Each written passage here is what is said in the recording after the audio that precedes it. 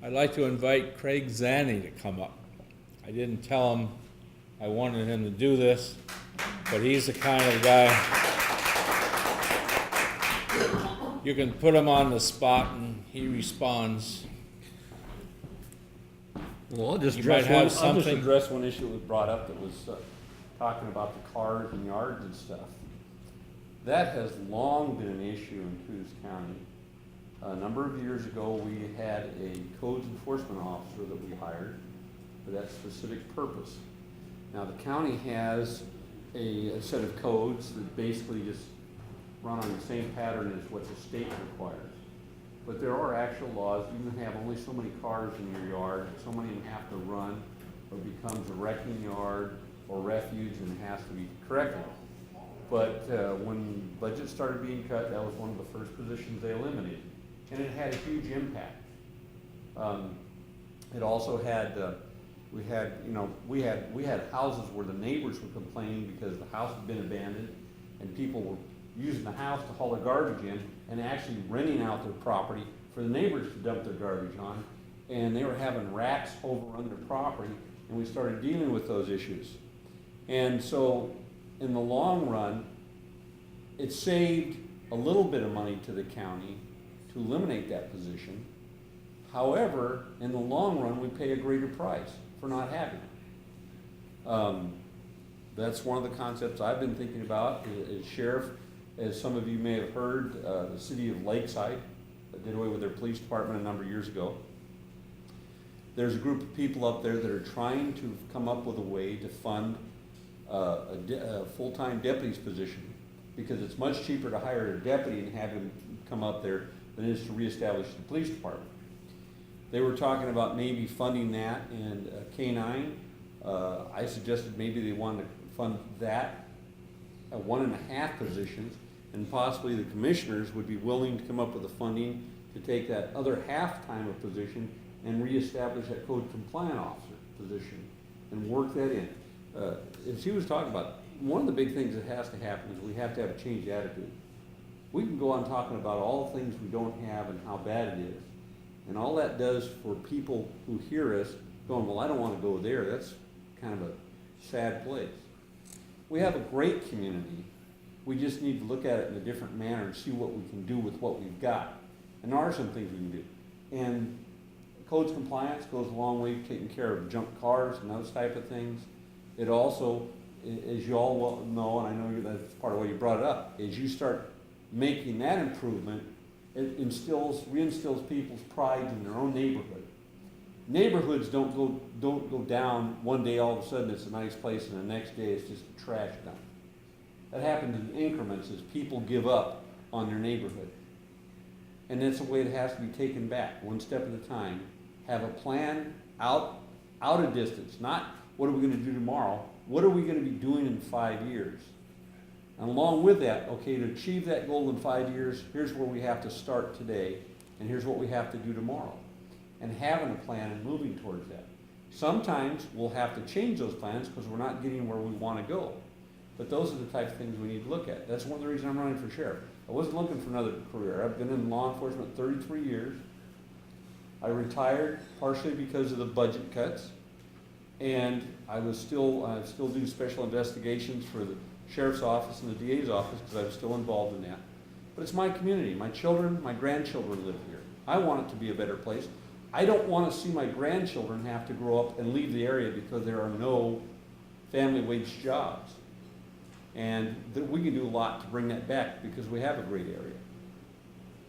Boy, did that sound like a speech? Boy, not bad for a beginner. And I'd like to go on the record saying I endorse this candidate for sheriff. And I have absolutely no respect for his opposition. Oh, you're running unopposed. So far. Maybe the microphones aren't working. Well, we'll see. No, seriously, I have a high respect for you, and Well, thank you. think you'll do a great job in Coquille. Well, one thing I will tell each and every person here, regardless of who gets elected, if you have a concern, if you're pleased with somebody's doing, let them know because that's always nice to hear. And if you have a concern or a question, call them and ask them. This is a small enough community, I can tell you. There's nobody here that shouldn't be able to pick up the phone and get the sheriff, commissioners, any of your local elected officials on the phone and talk to them directly. All right, thank you. Now, you got any more speeches you want me to give?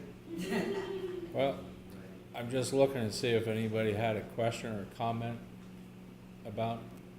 How much land in Coos County is unavailable for private uses? I don't know the exact answer, but it's around 50%. That was, I thought it was about 50% myself. And as a commissioner, are you gonna be able to do anything about that? Unfortunately, as I said when I started, so many rules and regulations are set up that hamper the ability of good thinking administrators to take care of these problems. The one that comes to my mind is the wagon road.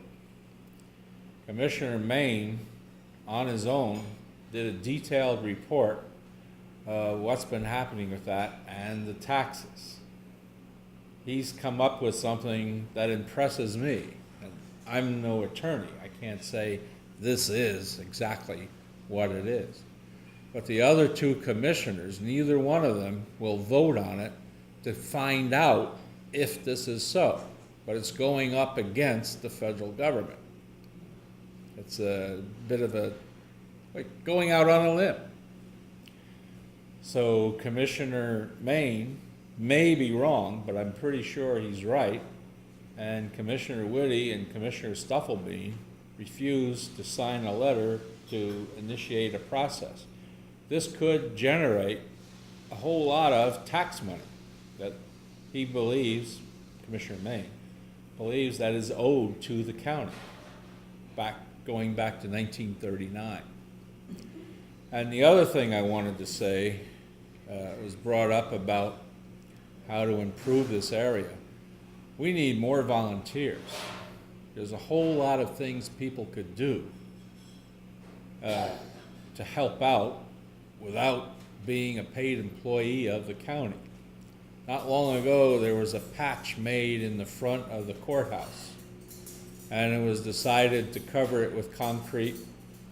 And I'm thinking, wouldn't this make a nice little pocket of grass, some shrubs, something that a group of citizens could volunteer, maintain? And I've seen this happen in other cities. Instead of, here's another few yards of concrete, and the apron around the front end, the east side of the courthouse. I work with a volunteer organization doing public access. I was at the Coquel Tribal Grant Awards luncheon yesterday. Almost $300,000 were given out to grants for volunteer organizations. Number one, you can't be a 501c3 unless the IRS determines that you have a charitable purpose. So each one of these has a charitable purpose. And the people involved have a passion for what that is. You're working with kids, seniors, animals, food banks, whatever it is. And we need to work together. That's what I spoke at this, and that's what I said to the group that was there. We all need to work more closely together, helping to make Coos County a more livable place. I used one example. I said, we could live without an art museum, but isn't it so much nicer to have that art museum? There's an executive director, but I believe everyone else there is a volunteer.